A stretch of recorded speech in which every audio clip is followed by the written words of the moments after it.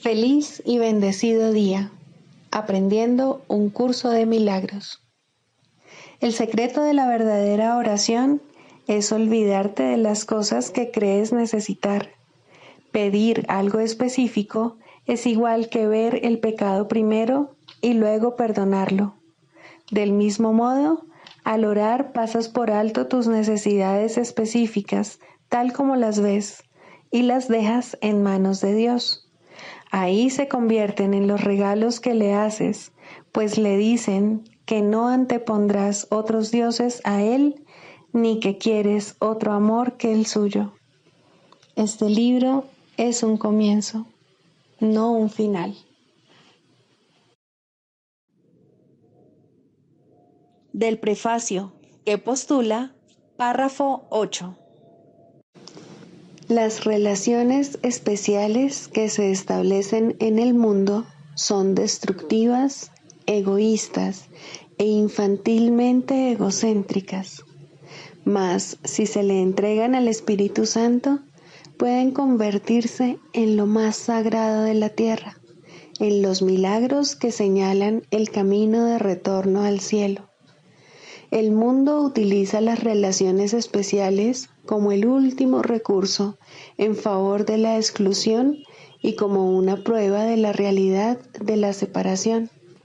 El Espíritu Santo las transforma en perfectas lecciones de perdón y las utiliza como un medio para despertarnos del sueño. Cada una representa una oportunidad de sanar nuestras percepciones y de corregir nuestros errores. Cada una es una nueva oportunidad de perdonarnos a nosotros mismos, perdonando a otros. Y cada una viene a ser una invitación más al Espíritu Santo y al recuerdo de Dios. Introducción. Este es un curso de milagros, es un curso obligatorio. Solo el momento en que decides tomarlo es voluntario. Tener libre albedrío no quiere decir que tú mismo puedas establecer el plan de estudios. Significa únicamente que puedes elegir lo que quieres aprender en cualquier momento dado. Este curso no pretende enseñar el significado del amor, pues eso está más allá de lo que se puede enseñar. Pretende, no obstante, despejar los obstáculos que impiden experimentar la presencia del amor, el cual es tu herencia natural. Lo opuesto al amor es el miedo, pero aquello que todo lo abarca no puede tener opuestos. Este curso puede, por lo tanto, resumirse muy simplemente de la siguiente manera. Nada real puede ser amenazado. Nada irreal existe. En esto radica la paz de Dios. Capítulo 1. El significado de los milagros. Primero, principios de los milagros. Principio 16. Los milagros son recursos de enseñanza para demostrar que dar es tan bienaventurado como recibir. Aumentan la fortaleza del que da y simultáneamente le dan fortaleza al que recibe. Capítulo 9. La aceptación de la expiación. Primero, la aceptación de la realidad. Tener miedo de la voluntad de Dios es una de las creencias más extrañas que la mente humana jamás haya podido concebir. Esto no habría podido ocurrir a no ser que la mente hubiese estado ya tan profundamente dividida que le hubiese sido posible tener miedo de lo que ella misma es. La realidad solo puede ser una amenaza para lo ilusorio, ya que lo único que la realidad puede defender es la verdad. El hecho mismo de que percibas la voluntad de Dios, que es lo que tú eres, como algo temible, demuestra que tienes miedo de lo que eres. Por lo tanto, no es de la voluntad de Dios de lo que tienes miedo, sino de la tuya. Tu voluntad no es la voluntad del ego, y por eso es por lo que el ego está contra ti. Lo que parece ser el temor a Dios es en realidad el miedo a tu propia realidad. En un estado de pánico no se puede aprender nada de manera consistente. Si el propósito de este curso es ayudarte a recordar lo que eres, y tú crees que lo que eres es algo temible, de ello se deduce forzosamente que no aprenderás este curso. Sin embargo, la razón de que el curso exista es precisamente porque no sabes lo que eres. Si no sabes lo que es tu realidad, ¿por qué estás tan seguro de que es temible? La asociación que se hace entre la verdad y el miedo, que a lo sumo sería altamente artificial, es especialmente inadecuada en las mentes de aquellos que no saben lo que es verdad. Lo único que esto quiere decir es que estás asociando arbitrariamente algo que se encuentra más allá de tu conciencia con algo que no deseas. Es evidente, pues, que estás juzgando algo de lo cual no tienes el menor conocimiento. Has urdido esta extraña situación de forma tal que te resulta imposible escapar de ella sin un guía que sepa cuál es tu realidad. El propósito de este guía no es otro que el de recordarte lo que deseas. Él no está tratando de imponerte una voluntad ajena. Está simplemente haciendo todo lo posible, dentro de los límites que tú le impones, por restablecer tu propia voluntad en tu conciencia. Has aprisionado tu voluntad más allá de tu propia conciencia, donde todavía se encuentra, pero desde donde no puede ayudarte. Cuando dije que la función del Espíritu Santo es separar lo falso de lo verdadero en tu mente, quise decir que Él tiene el poder de ver lo que has ocultado y reconocer en ello la voluntad de Dios. Gracias a este reconocimiento, Él puede hacer que la voluntad de Dios sea real para ti, porque Él está en tu mente y, por lo tanto, Él es tu realidad. Si la percepción que Él tiene de tu mente trae la realidad de ésta hasta ti, te está ayudando a recordar lo que eres. Lo único que puede ocasionar temor en este proceso es lo que tú crees que perderías. Lo único que realmente puedes tener, no obstante, es lo que el Espíritu Santo ve.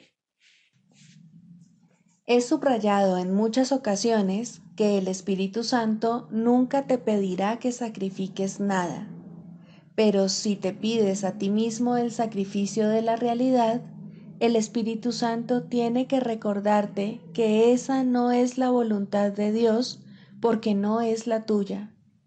No hay diferencia alguna entre tu voluntad y la de Dios.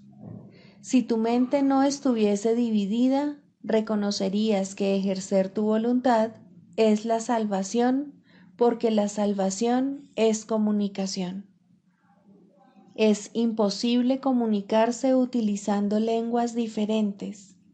Tú y tu Creador podéis comunicaros por medio de la creación, porque esa, y sólo esa, es vuestra voluntad conjunta. Una mente dividida no se puede comunicar porque habla en nombre de cosas diferentes a la misma mente. Al hacer esto, pierde la capacidad de comunicarse porque una comunicación confusa sencillamente no tiene ningún sentido. Es imposible comunicar un mensaje a menos que tenga sentido. ¿Cuán sensatos pueden ser tus mensajes cuando pides lo que no deseas? Sin embargo, mientras sigas teniendo miedo de tu voluntad, eso es precisamente lo que estarás pidiendo. Tal vez insistas en que el Espíritu Santo no te contesta, pero quizás sería más prudente examinar qué clase de peticionario eres. No pides únicamente lo que deseas. Ello se debe a que temes recibirlo y ciertamente lo recibirías. Por eso es por lo que se lo sigues pidiendo al Maestro que no puede dártelo. De él nunca podrás aprender qué es lo que deseas, y esto te da una ilusión de seguridad. Sin embargo, no puedes estar a salvo de la verdad, sino que solo puedes estar a salvo en la verdad. La realidad es tu única seguridad. Tu voluntad es tu salvación porque es la misma que la de Dios. La separación no es más que la creencia de que es diferente. Ninguna mente recta podría creer que su salvación es más fuerte que la de Dios. Si una mente cree que su voluntad es diferente de la de Él, entonces solo puede concluir o bien que Dios no existe o bien que su voluntad es temible. La primera conclusión da lugar al ateo y la segunda al mártir, que cree que Dios exige sacrificios. Cualquiera de esas dos conclusiones dementes producirá pánico, ya que el ateo cree estar solo y el mártir que Dios lo está crucificando. No obstante, nadie quiere sentirse abandonado o sufrir represalias, aunque es posible que muchos procuren ambas cosas. ¿Puedes acaso pedirle al Espíritu Santo semejantes regalos y esperar recibirlos? Él no puede darte lo que tú no deseas. Cuando le pides al dador universal lo que no quieres, le estás pidiendo lo que no se puede dar porque nunca se creó.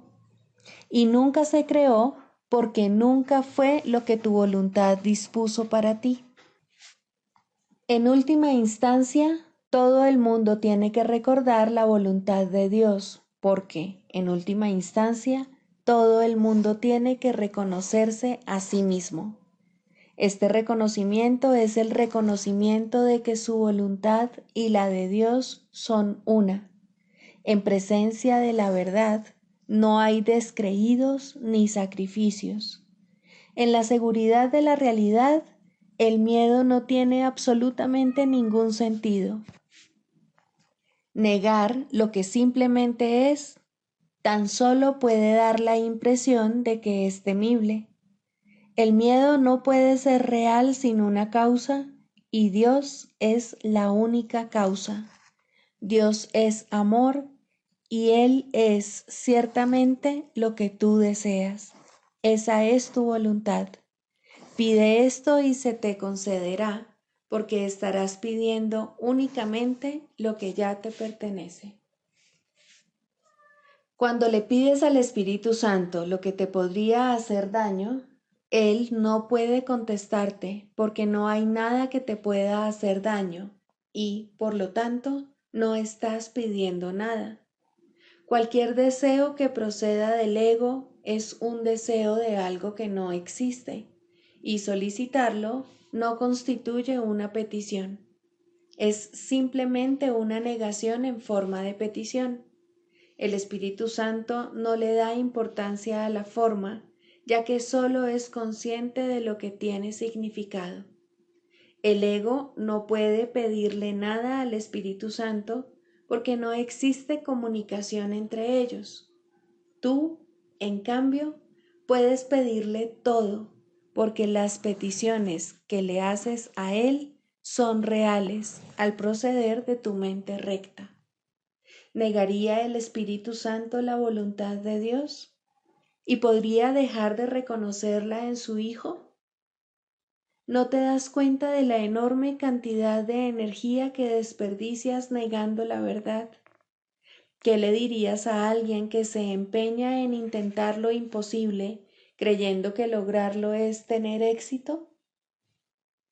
La creencia de que para poder ser feliz tienes que tener lo imposible está en total desacuerdo con el principio de creación. Dios no pudo haber dispuesto que tu felicidad dependiese de lo que nunca podrías tener. El hecho de que Dios es amor no requiere que se crea en ello, pero sí requiere aceptación. Puedes ciertamente negar los hechos, pero no puedes hacer que cambien. Si te tapas los ojos con las manos, no podrías ver porque estarás interfiriendo en las leyes de la visión. Si niegas el amor, no podrás conocerlo porque tu cooperación es la ley de su existencia. No puedes cambiar las leyes que tú no promulgaste. Las leyes de la felicidad fueron creadas para ti, no por ti. Cualquier intento de negar lo que simplemente es, tiene necesariamente que producir miedo, y si el intento es fuerte, producirá pánico. Querer imponer tu voluntad en contra de la realidad, aunque es imposible, puede convertirse en una obcecación, a pesar de que ese no es realmente tu deseo. Mas examina el resultado de esta extraña decisión. Estás dedicando tu mente a lo que no deseas. ¿Cuán real puede ser esa dedicación? Si realmente no deseas eso que persigues, es que nunca fue creado. Y si nunca fue creado, no es nada. ¿Puedes realmente estar dedicado a lo que no es nada?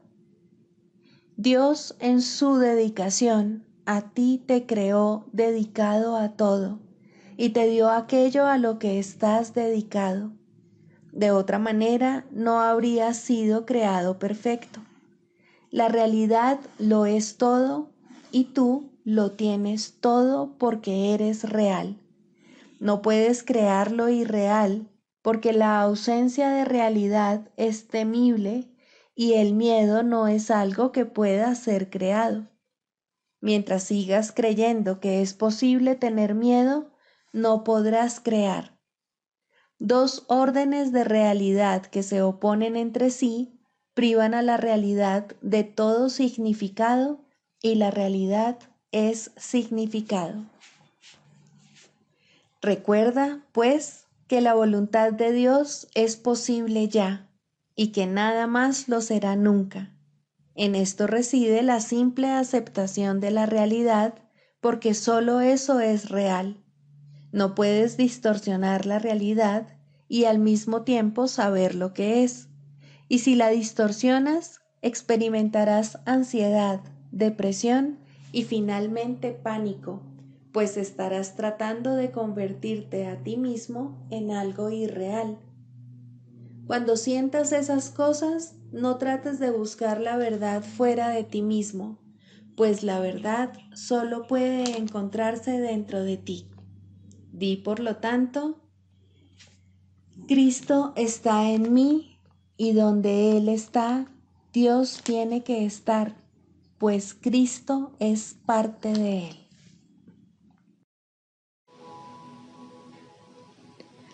Libro de ejercicios, lección 83. Hoy repasamos estas ideas. Mi única función es la que Dios me dio. No tengo otra función salvo la que Dios me dio. Este reconocimiento me libera de todo conflicto, porque significa que no puedo tener metas conflictivas.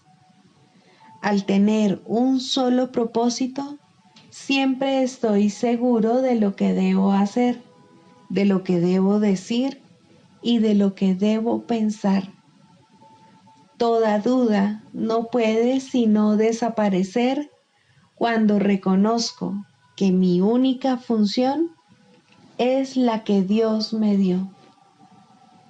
Las aplicaciones más concretas de esta idea podrían hacerse con las siguientes variaciones.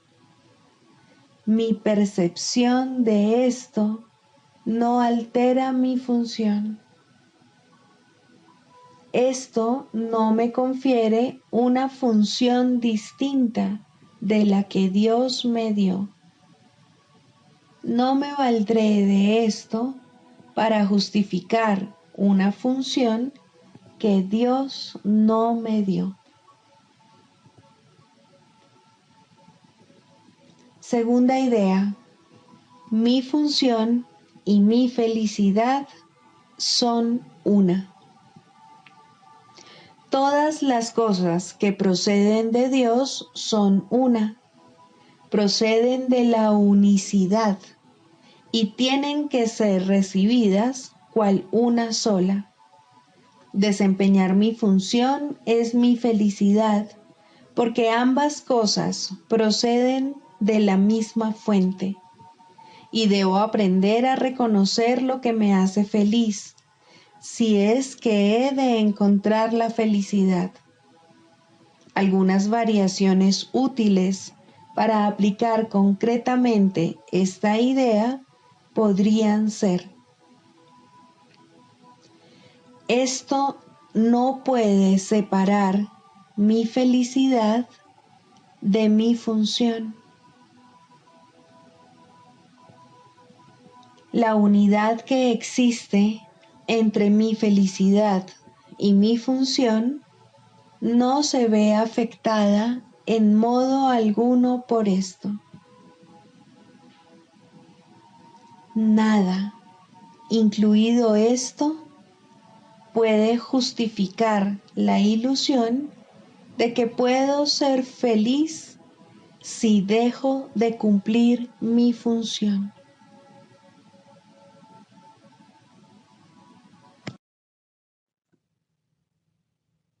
Del Manual para el Maestro, pregunta 4. ¿Cuáles son las características de los maestros de Dios? 4. Mansedumbre. Para los maestros de Dios, el daño es algo imposible. No pueden infligirlo ni sufrirlo. El daño es el resultado de juzgar. Es el acto deshonesto que sigue a un pensamiento deshonesto. Es un veredicto de culpabilidad contra un hermano y por ende contra uno mismo. Representa el fin de la paz y la negación del aprendizaje. Demuestra la ausencia del plan de aprendizaje de Dios y el hecho de haber sido sustituido por la demencia. Todo maestro de Dios tiene que aprender, y bastante pronto en su proceso de formación, que hacer daño borra completamente su función de su conciencia. Hacer daño le confundirá y le hará abrigar sospechas y sentir ira y temor. Hará que le resulte imposible aprender las lecciones del Espíritu Santo. Tampoco podrá oír al Maestro de Dios, quien solo puede ser oído por aquellos que se dan cuenta de que hacer daño, de hecho, no lleva a ninguna parte y de que nada provechoso puede proceder de ello. Los maestros de Dios, por lo tanto, son completamente mansos. Necesitan la fuerza de la mansedumbre, pues gracias a ella, la función de la salvación se vuelve fácil. Para los que hacen daño, llevar a cabo dicha función es imposible. Pero para quienes el daño no tiene significado, la función de la salvación es sencillamente algo natural. ¿Qué otra elección, sino esta, tiene sentido para el que está en su sano juicio? ¿Quién, de percibir un camino que conduce al cielo, elegiría el infierno? ¿Y quién elegiría la debilidad que irremediablemente resulta de hacer daño cuando puede elegir la fuerza infalible, todo abarcante e ilimitada de la mansedumbre? El poder de los maestros de Dios radica en su mansedumbre, pues han entendido que los pensamientos de maldad no emanan del Hijo de Dios ni de su Creador. Por lo tanto, unen sus pensamientos a aquel que es su fuente, y así su voluntad, que siempre fue la de Dios, queda libre para ser como es.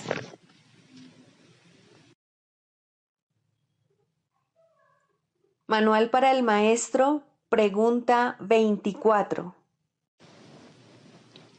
¿Existe la reencarnación? En última instancia, la reencarnación es imposible. El pasado no existe ni el futuro tampoco, y la idea de nacer en un cuerpo, ya sea una o muchas veces, no tiene sentido. La reencarnación, por lo tanto, no puede ser verdad desde ningún punto de vista. Nuestra única pregunta debería ser, ¿es un concepto útil? Y eso depende, por supuesto, del uso que se le dé. Si se usa para reforzar el reconocimiento de la naturaleza eterna de la vida, es ciertamente útil. ¿Qué otra pregunta con respecto a la reencarnación podría ser útil para arrojar luz sobre el camino? Al igual que muchas otras creencias, esta puede usarse desacertadamente. En el mejor de los casos, el mal uso que se hace de ella da lugar a preocupaciones y tal vez a orgullo por el pasado. En el peor de los casos, provoca inercia en el presente. Y entre estos dos extremos, puede dar lugar a muchísimas insensateces. La reencarnación no sería, en ningún caso, el problema con el que hay que lidiar ahora. Si la reencarnación fuese responsable de algunas de las dificultades a las que el individuo se enfrenta ahora, la única tarea de éste seguiría siendo la de escapar de ellas ahora. Si lo que está haciendo es sentando las bases para una vida futura, aún así solo puede solventar el asunto de su salvación ahora. Puede que algunos hallen consuelo en el concepto, y si ello los consuela, su valor es evidente. Lo cierto es, sin embargo, que tanto los que creen en la reencarnación como los que no, pueden encontrar el camino que conduce a la salvación. Por lo tanto, no puede considerarse que sea una idea esencial en el programa de estudios. Siempre existe cierto riesgo en ver el presente en función del pasado, mas siempre hay algo bueno en cualquier pensamiento que refuerce la idea de que la vida y el cuerpo no son lo mismo. Para nuestros propósitos, no sería útil adoptar una postura definitiva al respecto. Un maestro de Dios debe ser igualmente útil para los que creen en la reencarnación como para los que no. Exigirle una postura definitiva simplemente limitaría su utilidad, así como su propia capacidad de decisión. Nuestro curso no se ocupa de ningún concepto que no sea aceptable para cualquier persona, independientemente de sus creencias previas. Bastante tendrá con lidiar con su ego como para añadir controversias sectarias a su carga. Tampoco sería ventajoso que alguien aceptara el curso prematuramente solo porque éste apoya una creencia que él ha albergado por mucho tiempo. No puede hacerse demasiado hincapié en el hecho de que lo que el curso se propone es una completa inversión del pensamiento. Cuando esto finalmente se logre, cuestiones tales como la validez de la reencarnación dejarán de tener sentido. Hasta entonces, es probable que sean simplemente motivo de controversia.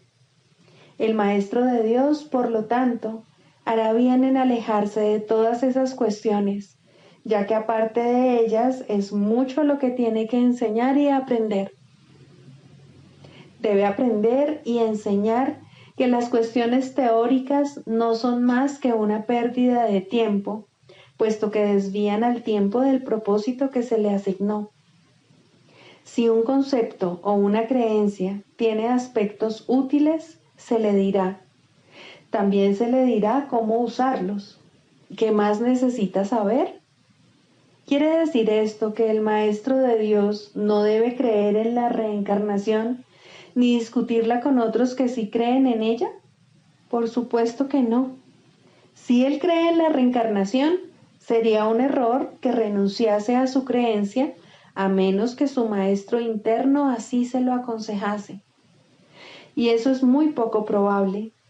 Es posible que se le indique que está haciendo un mal uso de la creencia, de tal manera que ello resulta perjudicial tanto para el progreso de su alumno como para el suyo propio. En ese caso, se le recomendaría una reinterpretación, puesto que ésta sería necesaria. Lo único que se tiene que reconocer, no obstante, es que el nacimiento no fue el principio y que la muerte no es el final, mas ni siquiera esto se requiere del principiante. Él solo necesita aceptar la idea de que lo que sabe no es necesariamente todo lo que es posible aprender. Su jornada habrá comenzado. El énfasis de este curso es siempre el mismo. En este momento es cuando se te ofrece total salvación y en este momento es cuando puedes aceptarla. Esa sigue siendo tu única responsabilidad. La expiación se puede equiparar a la escapatoria total del pasado o a la total falta de interés por el futuro. El cielo está aquí. No existe ningún otro lugar. El cielo es ahora. No existe ningún otro tiempo. Los maestros de Dios no se interesan por ninguna otra enseñanza que no conduzca a esto. Todas las creencias apuntan a ello si han sido interpretadas correctamente. En este sentido, se puede decir que su verdad está determinada por el provecho que resulte de ellas. Todas las creencias que facilitan el progreso se deben respetar. Este es el único criterio que este curso requiere. No se requiere nada más.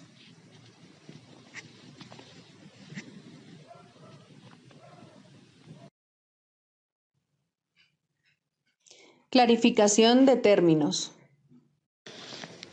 Mente, espíritu.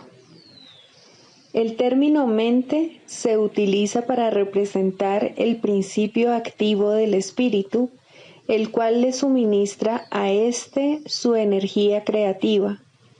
Cuando el término va con mayúscula, se refiere a Dios o a Cristo, es decir, a la mente de Dios o a la mente de Cristo. El espíritu es el pensamiento de Dios que Él creó semejante a sí mismo. El espíritu unificado es el único Hijo de Dios o Cristo. En este mundo, puesto que la mente está dividida, los hijos de Dios parecen estar separados. Sus mentes, asimismo, no parecen estar unidas. En ese estado ilusorio, el concepto de una mente individual parece tener sentido. En el curso, por lo tanto, se describe a la mente como si consistiera de dos partes, el espíritu y el ego. El espíritu es la parte que aún se mantiene en contacto con Dios a través del Espíritu Santo, quien, aunque mora en esa parte, también ve la otra. No se usa el término alma, excepto en citas directas de la Biblia, por ser un término sumamente polémico.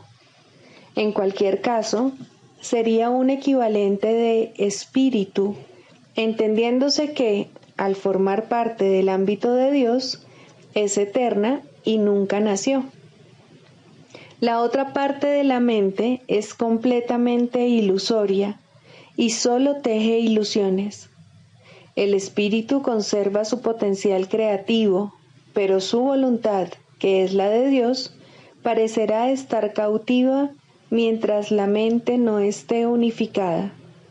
La creación continúa imperturbable porque esa es la voluntad de Dios. Dicha voluntad está siempre unificada y por lo tanto no tiene significado en este mundo, no tiene grados ni opuestos. La mente puede gozar de rectitud o estar errada dependiendo de la voz que escuche.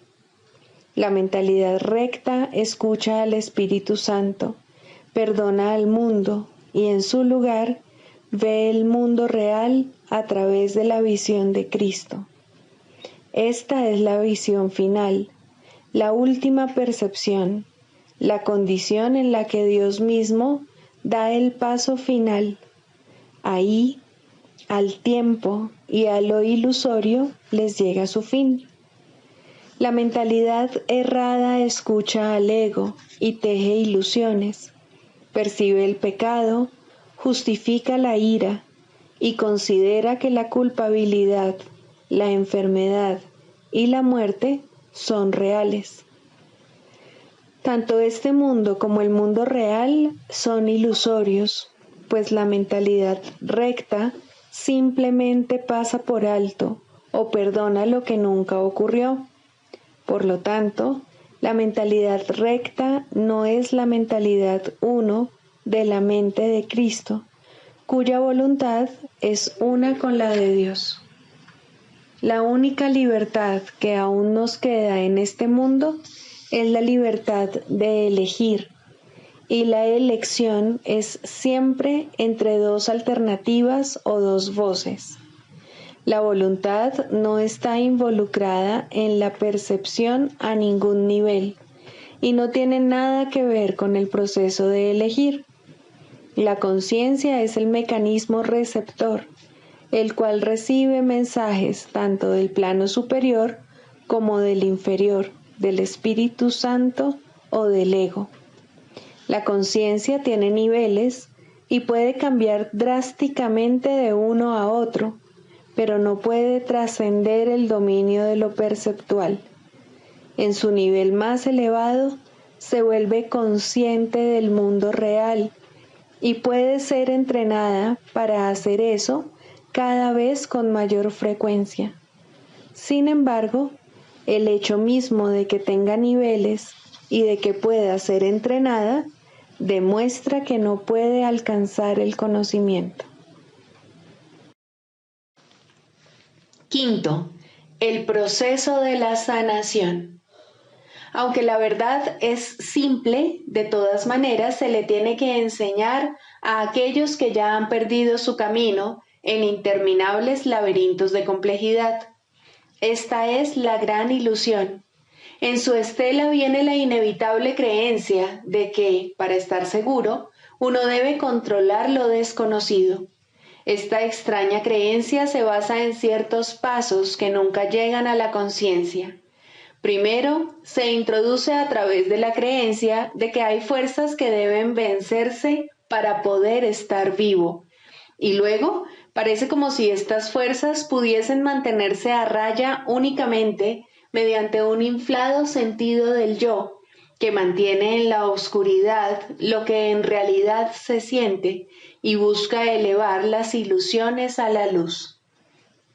Recordemos que los que vienen a nosotros en busca de ayuda están severamente atemorizados.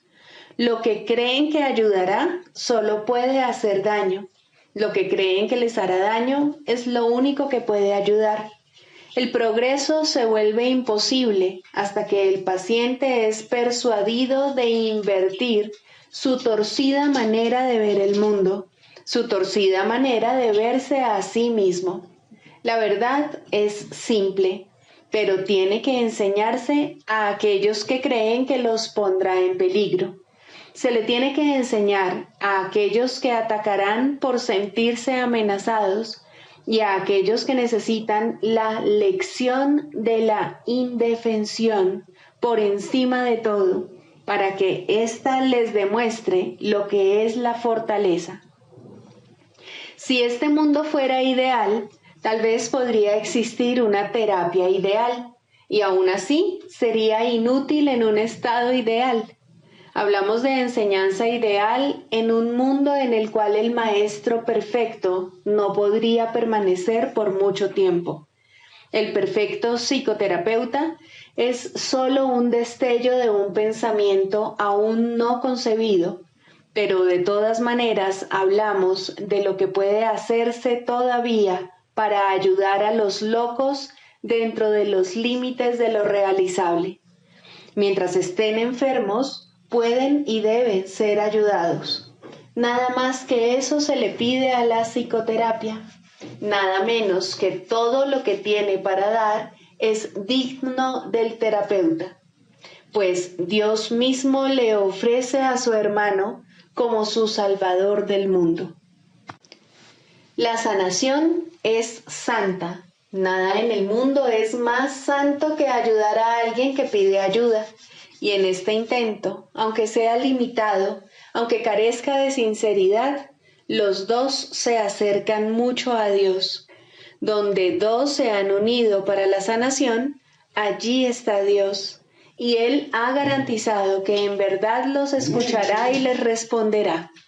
Pueden estar seguros de que la sanación es un proceso que Él dirige, pues está de acuerdo con su voluntad.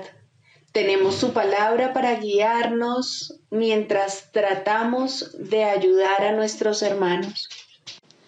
No olvidemos que por nosotros solos somos impotentes y apoyémonos en una fuerza que está más allá de nuestro limitado alcance con respecto a qué enseñar y a cómo debemos aprenderlo. Un hermano que busca ayuda puede traernos regalos más allá de las alturas percibidas en sueño alguno. Nos ofrece la salvación, pues viene a nosotros como Cristo y Salvador. Lo que Él pide lo está pidiendo a Dios a través de Él, y lo que hacemos por Él se convierte en el regalo que le damos a Dios. El sagrado pedido de ayuda del Hijo de Dios en su percibido infortunio, su Padre no puede sino contestarlo, pero Él necesita una voz a través de la cual hablar su sagrada palabra, una mano con la cual pueda alcanzar a su Hijo y tocar su corazón. En un proceso como ese, ¿quién podría no sanarse? Esta interacción sagrada es el plan de Dios mismo, por medio del cual su Hijo es salvado. Pues dos se han unido, y ahora las promesas de Dios son cumplidas por Él. Los límites impuestos tanto por el paciente como por el terapeuta no contarán para nada, pues la sanación ha comenzado. Lo que ellos tienen que comenzar, su Padre lo completará, pues Él jamás ha pedido otra cosa que la más pequeña buena voluntad, el menor avance, el más diminuto susurro de su nombre. Pedir ayuda en la forma que sea, no es otra cosa que llamarlo, y Él enviará su respuesta a través del terapeuta que mejor pueda servir a su hijo en todas sus actuales necesidades. Tal vez la respuesta no parezca ser un regalo del cielo, puede incluso parecer un empeoramiento y no una ayuda. Aún así, que no seamos nosotros quienes juzguemos el resultado. En alguna parte, todos los regalos de Dios tienen que ser recibidos. En el tiempo, ningún esfuerzo puede hacerse en vano. No es nuestra perfección lo que se pide en nuestros intentos de sanar. Ya estamos engañados si creemos que hay necesidad de sanación. Y la verdad nos llegará solo a través de alguien que parece compartir nuestro sueño de enfermedad. Ayudémoslo a perdonarse por todas las ofensas por las cuales se condenaría sin causa. Su sanación es la nuestra, y según vemos que su impecabilidad llega brillando a través del velo de la culpa que cubre al Hijo de Dios, contemplaremos en él el rostro de Cristo y comprenderemos que no es sino el nuestro. Permanezcamos en silencio ante la voluntad de Dios y hagamos lo que ésta ha elegido que hagamos.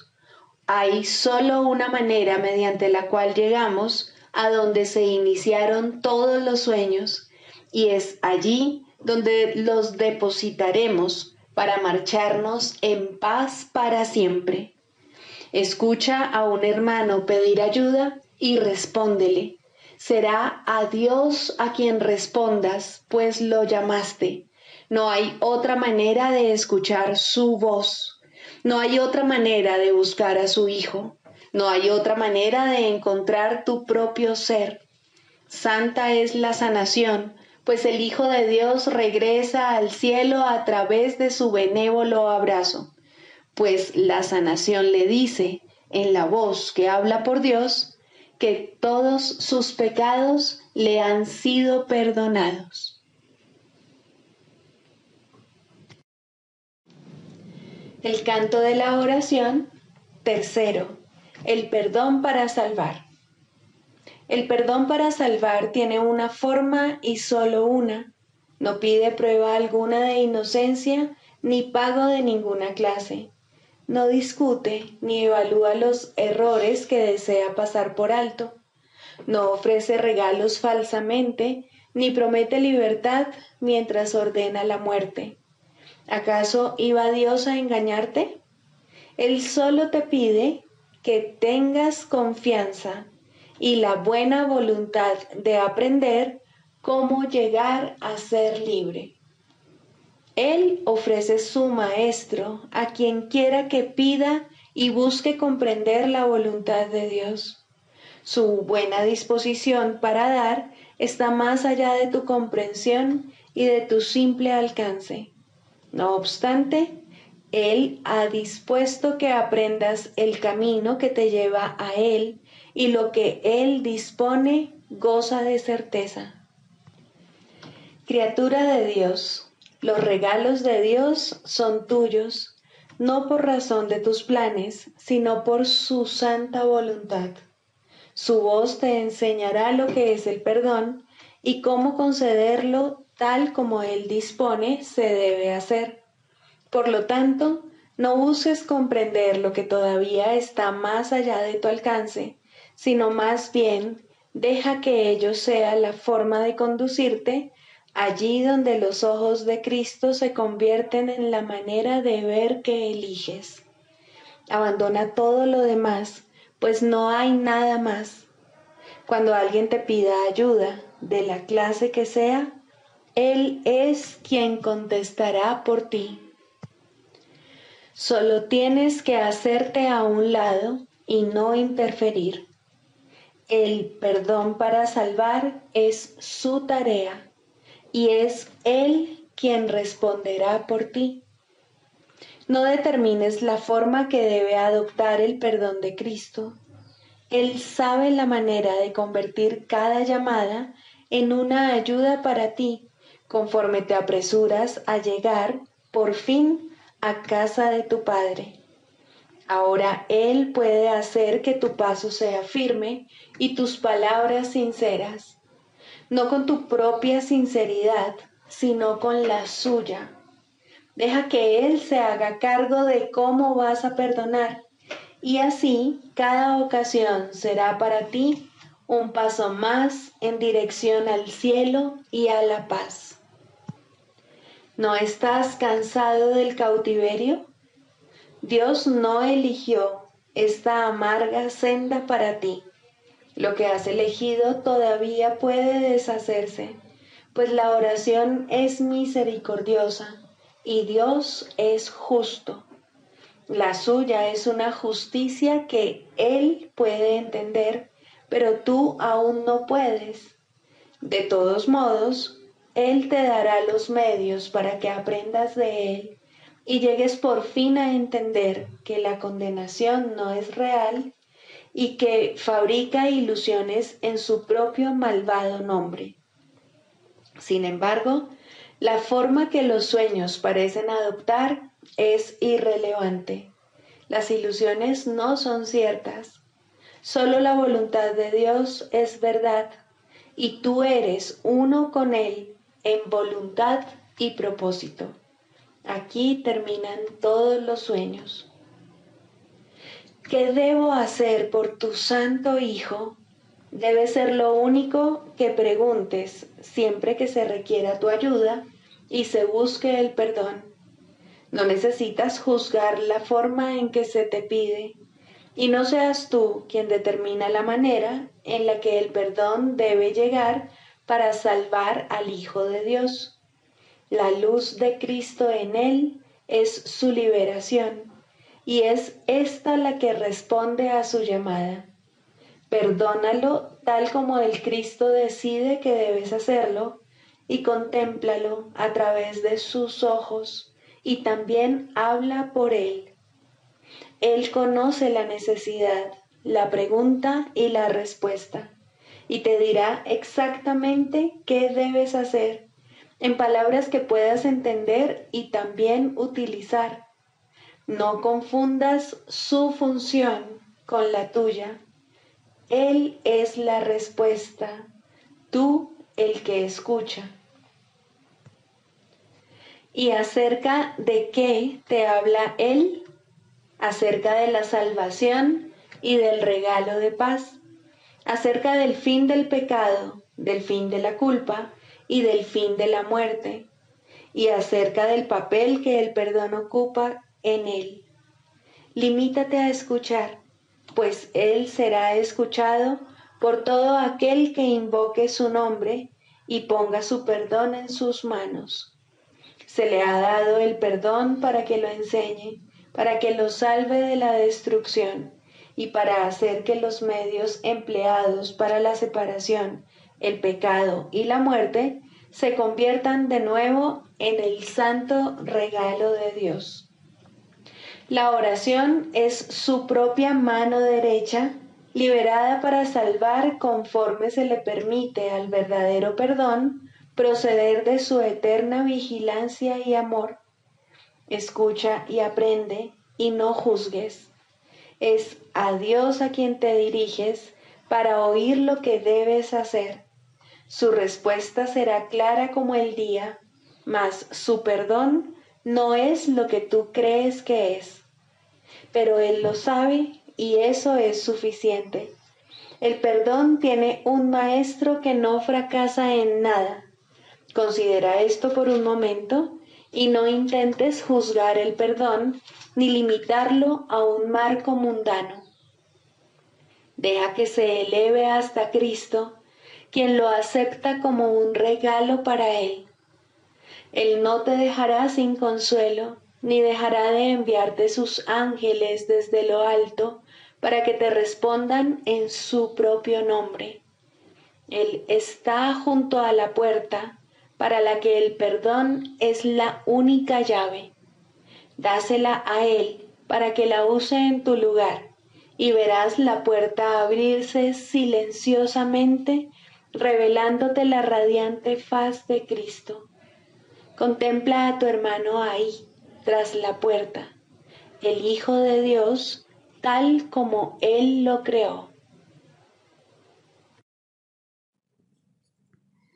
Sigamos a Jesús haciendo del perdón algo tan natural como respirar y algo tan vital como el aire.